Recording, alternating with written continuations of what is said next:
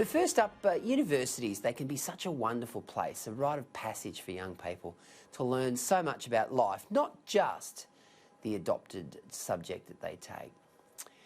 But some universities have a blind spot on China because they rely so heavily on Chinese students. Now, the University of Queensland is one of them.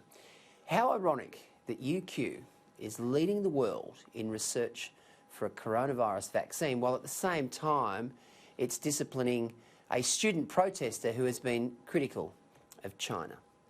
Philosophy student Drew Pavlou has been critical of China's human rights record.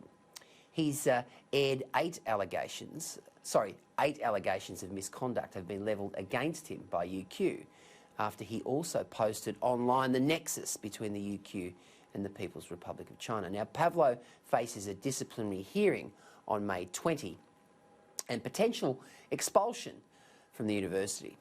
There are 25,000 signatures on a petition protesting his likely expulsion.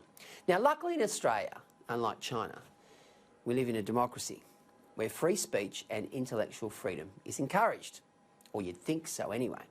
Why is UQ, one of the top 100 universities in the world by the way, spending so much time and money trying to silence a student?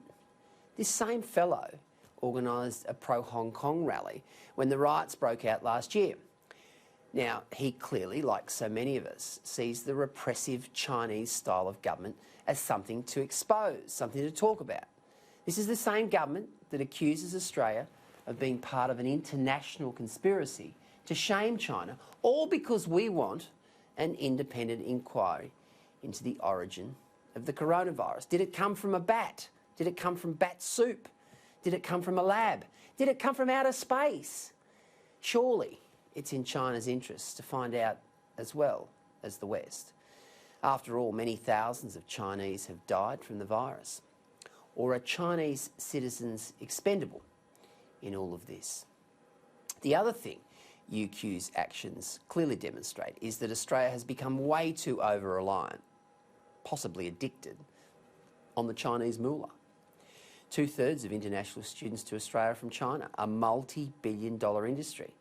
When a pandemic strikes, it exposes the fragility of such a reliance. Now, diversification of the student makeup must be a priority going forward.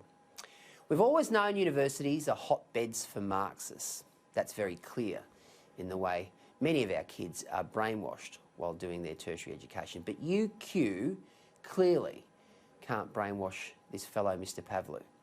He must not be disciplined for highlighting what most Aussies agree with, and that is China's totalitarian regime is hiding something when it comes to their handling of this particular pandemic.